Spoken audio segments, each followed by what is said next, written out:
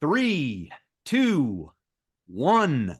Welcome to the SaaS Pulse Show. My name is Michael Bertoni, and I'm the founder and CEO of SaaS Talent. And it's so awesome today. I have a great Philly founder of a tech company, Frank Shultz. He is the founder, and I know he's more product CEO, Frank, founder and CEO of Yep. Infinite Blue. I love the name. These guys focus in on business continuity and a disaster recovery solution. Super unique. So great to have you here, Frank. Thanks, Michael. Yeah, it's awesome to have you here. So let's get right into it. The first question we always start with is the superhero backstory. Everybody has one. So your backstory and journey, how did you get to Infinite Blue? How did it happen?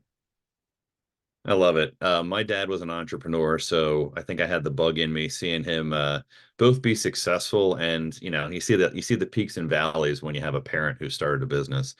Saw him grow it to probably about a half dozen employees, and Nice. eventually kind of went back to just being a sole proprietor, kind of having the path of saying, well, sometimes it's easier to do things on my own. Which is an interesting journey to see him go through. But for me, I always wanted to do something on my own. I had worked for other startups in the space. I'd worked for some really seasoned companies like Strohl Systems and SunGard that got merged into SunGard, I should say. And it's just been an interesting journey. Eventually, about 10 and a half years ago, I said, I just want to do this on my own. And I set out with a partner who since left the business to start it. We thought we were building a mid-market product. We went to market and we got kind of some Fortune 50 companies signed up really early on, which was interesting. It's good validation. But I started to realize, okay, now I need to really go figure this out. How do we serve them? How do we build the rest of the business, go where we need to go? So I'm not the guy that showed up with like a 5-year business plan in the beginning. I just knew there was a need and tried to fill that need from the beginning. I love it. I love it. So what Infinite Blue, I love the name. What was the inspiration? Like, so what was the can you pinpoint the inspiration behind Infinite Blue? What made you say, I think I read a little bit about automated, integrated, predictive, like these things on your LinkedIn, but what made you say, I need to build Infinite Blue? Yeah, I think there's definitely a need in the market for disaster response and disaster recovery and business continuity. There's no shortage of disruptions for businesses. If you're a small business, you have one location and you're a sole proprietor, you can be as easily disrupted as a large organization that's a million employees and global. It really doesn't matter. It's just how prepared you are for it and how you can kind of pivot and respond. And so the name Infinite Blue, we started with one product called BC in the Cloud early on. And when we created our second product, my head of marketing and I realized we need to change the company. It's hard when your product name is your company name when you have Right. more than one product. So we looked around. We had this really great catchphrase that I used to like that was, there is no limit. And that was before we rebranded. And that just kind of led this aspect of infinity to it. When I look at it today, a lot of business continuity and disaster recovery planning today looks at very fixed, closed box scenarios. And so we'll say a hurricane's going to hit our location, and then we plan around that. And the way we think it's going to happen is almost never how it happens. Right. And so I think about the fact there's an infinite number of possibilities. We can't make that finite in how we respond. So we need to be very dynamic and very fluid. It's almost like that difference of when you leave on a trip. Do you print out something in MapQuest? Well, no one does that anymore. We use Right. Waze or we use Google Maps, but Waze is cool because it can reroute you. That's the whole concept of business continuity today, is to see that bump in the road up above, up ahead of you, or see a slowdown, kind of route you around and make sure that you know where you need to go to recover and get things back to normal. This is great. Thanks, Frank. So the product. So give the audience a brief description, the product, the value proposition. What's it all about? Yeah, we have two products in market today, BC in the Cloud. It's been on market for over 10 years. That focuses primarily on compliance solutions for business continuity and disaster recovery. And that typically is, maybe I'm a regulated organization, I'm public sector, I'm a financial organization. I know I need to create business continuity plans because I want to show the regulators, I want to show my customers that I've thought about, if something goes wrong, what would we do? And we can Mhm. test it, we can run exercises and scenarios, and we can provide proof.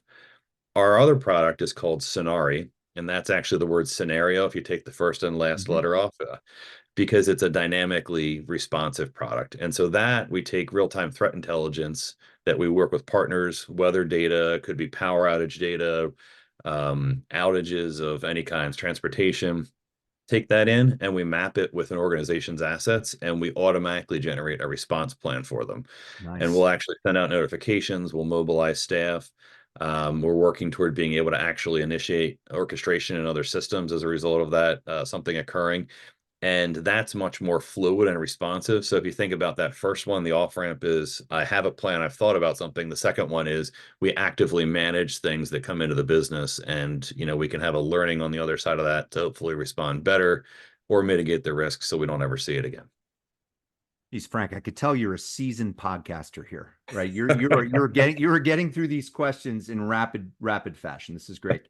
So differentiation, right? So what we always stress when we talk, why Infinite Blue? So why Infinite Blue? Why should people get Infinite Blue? And you had said there were some competitors out there, but why should people use your product? What, probably in 30, 45 seconds, what is it? The people, and when I built the business from the beginning, we made sure we hired good people, we treated them well, and my philosophy was they'll bring good customers in who will refer other business. That's worked really well. The people are a differentiator. The technology is a differentiator. We have products that lead to a response in value. So the mean time to value is much quicker than our competitors, and we can grow with the business as they continue to evolve. So if you're a one location, 200 employee business today, but you're a 2,000 person, 10 location business or 20 location business, 3 years from now, you can use the same products. They actually expand and provide the capabilities to grow with the business. Nice. So do you focus in on any particular markets, like any particular industries, companies that you work with? We're pretty strong in financial, in healthcare, and in retail. And Okay. retail is an interesting one. The first two are more regulated, and so they typically need to have business continuity or disaster recovery activities or resilience activities. The retail is interesting because supply chain, typically they're trying to protect their supply chains in retail, and so they have a couple other multitude of activities under their belt. Distribution centers, logistics, the people side of staffing, kind of B2C type of businesses, and there's a lot going on. So they want to make sure that they have end-to-end continuity of what they need to. So when you go to a store and you want to buy water, Pop Tarts, anything, it's on the shelf and you don't have to think about why it's not there or what's going on. Right. So your challenges, right? So you're in business 10.8 years, almost 11 years. I'm sure you've had a lot of challenges along the way. So tell the audience, what have been the top, say, two or three biggest challenges in your business, and how did you overcome them? Yeah, super interesting question. It's always interesting. There's peaks and valleys over a decade. I've seen kind of opportunities to really where you have access to key staff and when you can grow. And then there's opportunities, obviously, like when the pandemic occurred, there was a time when you could almost hire anyone for any role you wanted to. There was really an availability of labor. Mhm. And then now we're in a current market where we're seeing that it is a much tougher market to hire, and it's kind of easing back out as we go forward. So, kind of finding the right people at the right time has always been a challenge. Um, I tapped friends or people that I had worked with early on in the beginning that, we bootstrapped the business from the beginning. We took a Series A about 6 years in, and sometimes you're like, okay, there's a promise of where we're going here, so jump on with me, and it'll be great. And then you get further along, and you're like, okay, now I don't necessarily need generalists because typically those people can do a lot of things. I need very specific people. So you go from having an IT person. I never really called someone a specific IT, but we'll just generalize them and say, oh, you're my IT person.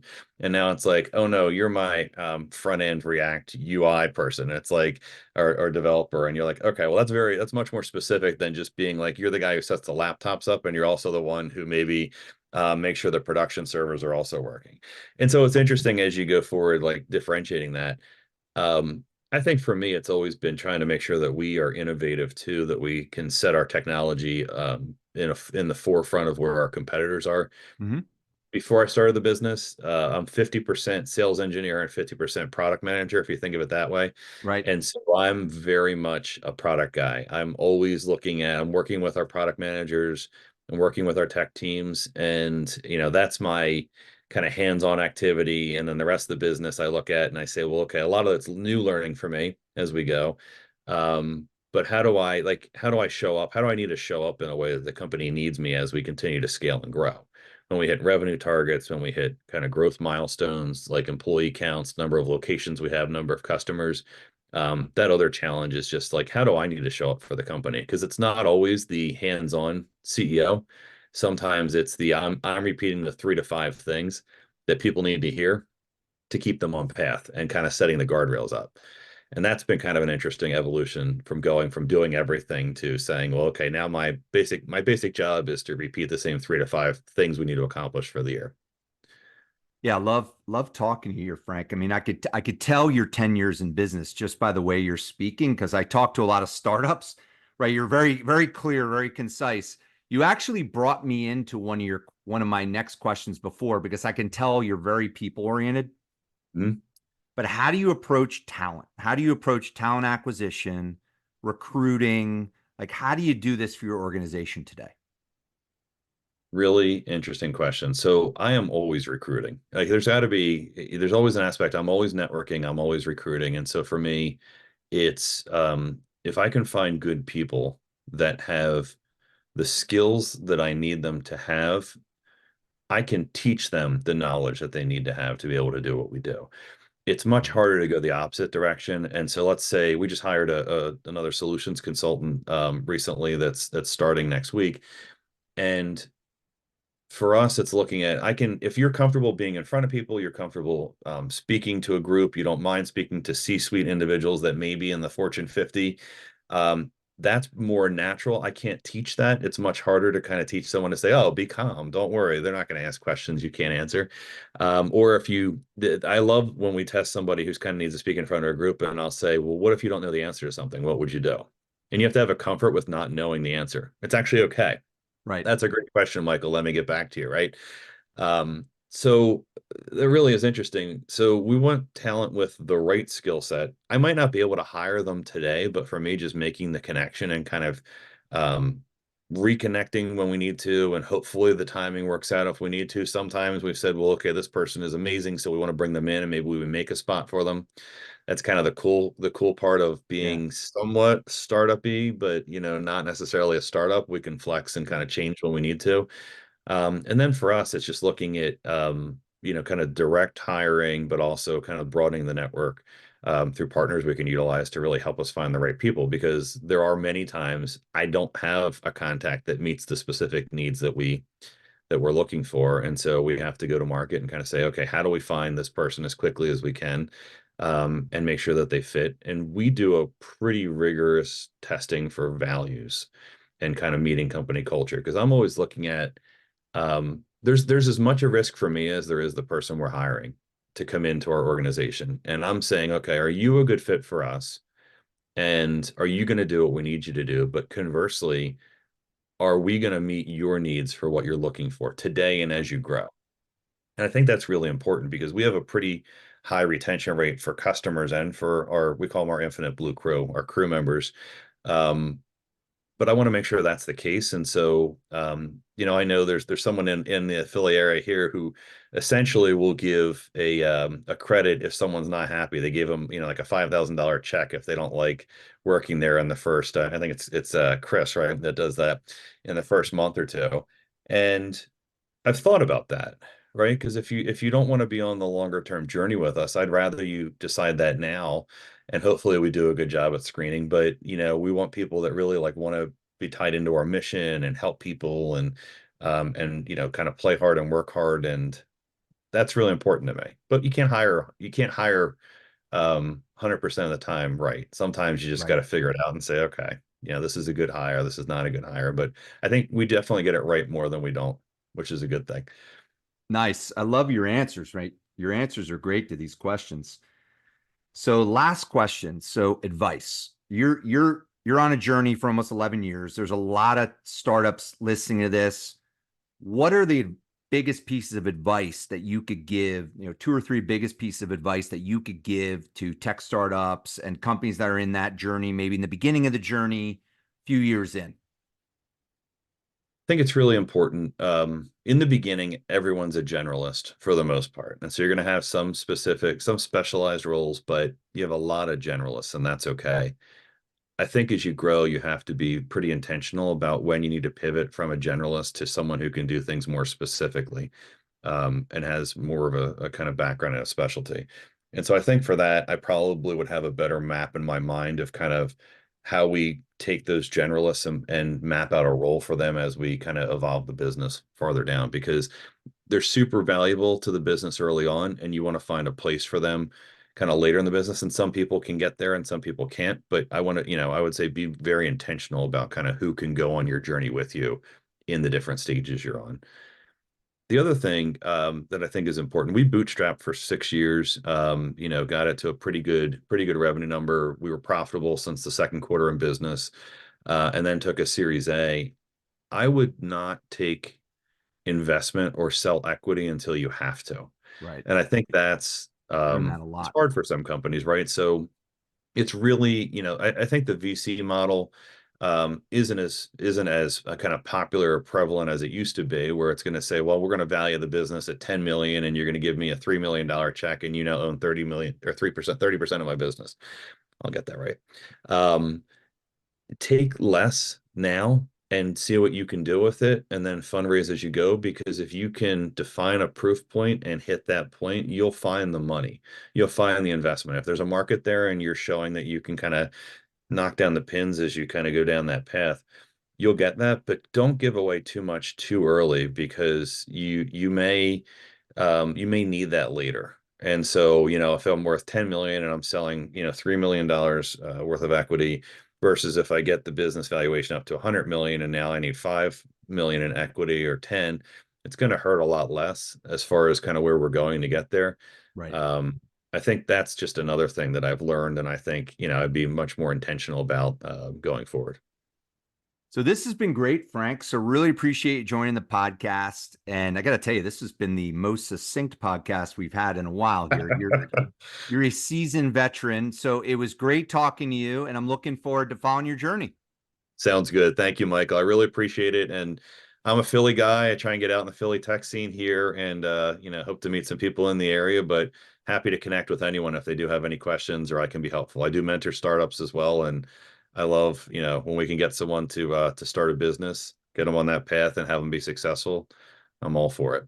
Absolutely. So yeah, just stay on here. We'll chat a little bit, but thanks a lot. Thanks for listening, everybody. Talk to you soon.